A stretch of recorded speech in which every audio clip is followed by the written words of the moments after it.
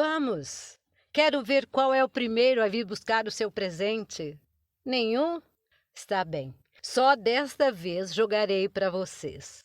Assim eu fiz, apontando para um deles, e fui rápida, apesar dos meus anos, sagaz como sempre fui, ao exibir o segundo pedaço, quando já uma das pequenas bestas se dispunham a disputar com a primeira a sua cota. Quando entenderam que havia para todos, se abstiveram de brigar. Se bem que os últimos a serem servidos, impacientes por receber a sua ração, arrastaram-se pelo chão, aproximando-se tanto que era uma glória observá-los. Ao último, reservei um osso bem coberto de aderências, mas não lancei para ele, forçando-o a tomá-lo de minhas mãos. O bicho protestou com um gemido bem diferente da sua voz habitual, que já disse ser uma tosse seca e repetida. Avançou polegada por polegada, arrastando-se sobre o ventre, arranhando a terra, deprimido pelo sacrifício que supunha para ele pôr em luta o temor e o apetite. Quando finalmente se achegou o suficiente para cheirá-lo e dar-lhe uma dentada, ouvi grito às minhas costas, porque na tribo pensaram que iam presenciar o meu esquartejamento. Enquanto comiam, falei-lhes cantarolando como se faz com as crianças, censurei-os por assustarem os timoratos da minha tribo e por farejar o dia todo nossos costumes à própria entrada da nossa vivenda. Disse também que o lugar deles era no bosque, aonde eu ia todas as manhãs para dar-lhes o de comer e para mostrar-lhes o lugar exato dos nossos futuros encontros diários. Convidei-os a que me seguissem assim que concluísse o aperitivo, porque no saco, disse-lhes, ficava ainda mais uma saborosa despensa coalhada de iguarias.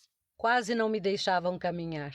Uns corriam à minha frente, adivinhando a minha direção, se bem que voltando-se continuamente para ver e certificar-se de que iam no bom caminho. Outros saltavam para cheirar o saco à altura de minhas costas, o que não era grande proeza, dada a minha pequena estatura, mas era, sim, demonstração enternecedora de confiança e camaradagem. Naquela mesma tarde ficou selada nossa amizade. Dei-lhes nomes a todos, inspirada na cor dos seus pelos: cana-de-açúcar, terra molhada, sílex, ébano e cenoura. E como 2 deles eram brancos, coloquei-lhes o nome de espuma e nuvem. A partir de então, acudiam sem esquivar-se quando os chamava por seus nomes e solicitavam minhas carícias. Me lambiam as úlceras da perna. Todos me obedeciam. São 5 as vozes que os cães costumam usar: o ladrido, que é a sua forma habitual de expressar-se e tanto significa alvoroço como ameaça ou perplexidade. O gemido, que equivale a súplica ou dor física, conforme o tom. O uivo, que é sinal de pena intensa, como os que entoaram os meus amigos, mais de 100 no dia da minha morte. O grunhido, que empregam surdamente ante o perigo ou temor de algo que desconhecem, e, por último, o latido, que é uma mudança angustiosa de tom e de duração de voz habitual quando lutam com uma fera ou perseguem uma peça. Disse antes que todos me obedeciam. Esclareçamos isso. Acatavam minhas ordens, sim, mas só quando os agradavam. Em 2 coisas não aceitaram a lei que lhes impus. Nunca deixaram de esperar-me à porta da gruta quando eu saía bem de manhãzinha a caminho do bosque para alimentá-los. Momento em que me saudavam com jubilosos ladridos. E jamais deixaram de assistir à cerimônia de chegada dos caçadores e ao corte e assadura das peças conseguidas. Acontecimentos que acompanhavam com certo ronquido de satisfação e de mal reprimidos desejos. Som este muito característico e que eu tinha me esquecido de enumerar. O grunhido é muito diferente. Assemelha-se ao ronronar ameaçador, ao ruído com que rola um longínquo trovão que ainda não quer estalar. Foi o que eu ouvi certa manhã, mal chegávamos a uma zona do bosque cruzada pelo grande rio. Os cães inquietos, agitadíssimos, desprezaram o alimento que lhes dei e desataram a rastrear em todas as direções, focinho colado no chão, buscando qualquer coisa que supus, e supus mal, fosse uma gazela caída em uma armadilha ou o rastro de alguma lebre.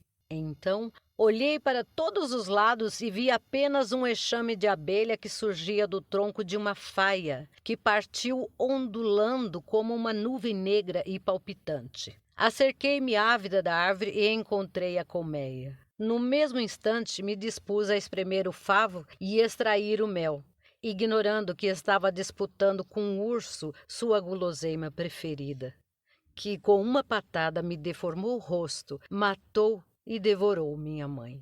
Estava já escorregando doce líquido dourado em uma vasilha, quando o animal silenciosamente desceu da árvore em que se alimentava de frutos, balançou-se em minha direção e emitiu um rugido surdo e ameaçador, que não ouvi, senão quando já o tinha em cima, levantando nas patas traseiras, exibindo as enormes presas e as garras eretas.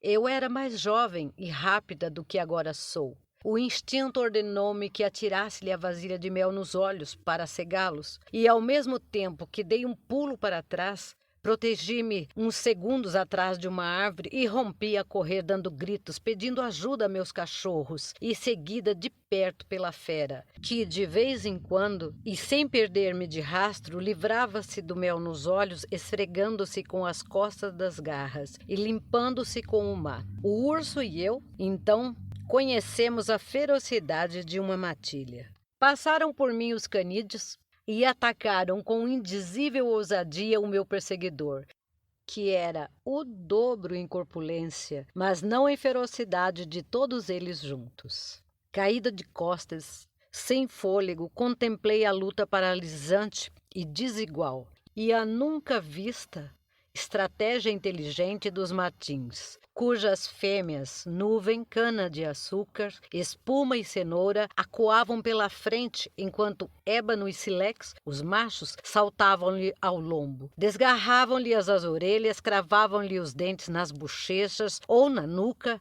partindo o rabo e se expunham a ser esmagados quando buscavam o sexo com afã para arrancá-lo. Se a superioridade dos cães se baseava em seu número, na potência de suas mandíbulas, na velocidade e na inteligência, a do urso, na fortaleza das suas patas traseiras e nos punhais das enormes garras. Presa de angústia, logo vi silex e terra molhada voando pelos ares. O primeiro deles, com o ventre desgarrado, ficou logo fora de combate, mas a outra voltou à luta com mais sanha do que o primeiro. Então, o urso empreendeu a fuga, levando cravados pendurados os sobreviventes que não soltavam, até o instante que ele, em fuga, se lançou ao rio e se meteu no meio da forte correnteza, abandonando-se a ela e deixando na espuma uma esteira de sangue. Ainda assim, perseguiram-no um grande trecho pela margem, até que os ladridos se apagaram, e sábia e cuidadosamente começaram a lamber uns aos outros as feridas. No momento só tive uma baixa, silex, que arrastando-se afastou-se de mim para que eu não o visse morrer. Que inaudita batalha a que presenciei! Que coragem a dos cães! Quanta inteligência em sua forma de conduzir a luta contra o colosso dos bosques! Muito tempo depois, Terra Molhada regressou e se pôs a cheirar por ali onde esteve seu companheiro destripado. Com o focinho colado ao solo, seguiu-lhe o rastro e já não tornei a vê-la naquele dia. Embora, durante horas e horas, a ouvisse chorar com angustiosos e prolongados gemidos, enquanto seu macho passava desta vida real para a outra. Naquela noite não regressei à caverna, nem 2 dias seguintes. Apliquei-me em pôr barro, saliva e urina nas feridas dos meus salvadores, que à noite se atropelavam junto a mim para dar-me calor e buscar o meu consolo. No último dia, ao despertar da aurora, dispersos já os cães para farejar pelo mundo, senti a língua da terra molhada lambendo-me o rosto. Despertei e vi a ínfima criaturinha que ela acabava de parir em seu regaço. ao passo que agarrava outro no chão entre os dentes e o depositava sobre mim, junto ao primeiro, preparando-se em seguida para deitar-se de costas e parir os outros 3 que nasceram daquela ninhada. Como não considerá-los filhos? Fui eu quem os colocou sobre os negros mamilos da fêmea, e não os pus nos meus, porque sempre estiveram secos. Fui eu quem os ensinou a entender o humor e a condição dos homens. Eu quem os levantava em cima de suas minúsculas patas quando caíam como pelotinhas de algodão, empurrada pelo vento. Quem lhes proporcionou leite de mulher quando, ao cabo de poucos dias, morreu terra molhada, vítima póstuma da luta contra o urso. E fui eu que brinquei com eles quando eram crias, e quem lhes escolheu os machos ou fêmeas com que haveriam de cruzar, sendo adultos, e quem os atendeu em seus múltiplos partos, e quem os enterrou ao morrerem, deixando após si numerosa descendência. Por muito tempo, fui a única depositária da amizade dos da sua estirpe. Mais tarde, todos se foram colocando, ou melhor, coloquei-os eu, com diferentes amos, e uns se especializaram em ajudar os caçadores, já outros em acompanhar e defender as criaturas humanas, outros em evitar que as moscas se cevassem nas nossas peças caçadas. E todos eles, na vigilância da gruta, em cujo interior viveram muitos anos antes que eu morresse, como membro agregado à comunidade. Nunca fui feliz entre os humanos, mas sim entre os cães. Não fui amada pelos da minha espécie, mas sim por eles, que não repararam em minha fealdade, mas em minha bondade, que não sentiram nojo de minhas feridas. Ao contrário, lambiam-nas. Graças a eles que com tanto afã procuraram a nossa amizade, tive a glória de estabelecer o primeiro vínculo perpétuo entre diferentes espécies de viventes. E quando foi chegada a minha hora, não senti um só humano chorar junto do meu catre, mas sim o uivar de mais de uma centena de matins, que me davam o último e fervoroso adeus na terra, em contraste com o gostoso balanço das caudas e ladridos de saudação, em que me brindaram espuma, silex, cenoura, cana-de-açúcar, ébano, terra molhada, assim como os seus numerosos descendentes que morreram antes de mim, quando ingressei em um paraíso onde ninguém sabia que eu era feia, e habitado somente por seres queridos que tão intensamente me amaram e aos quais tanto amei.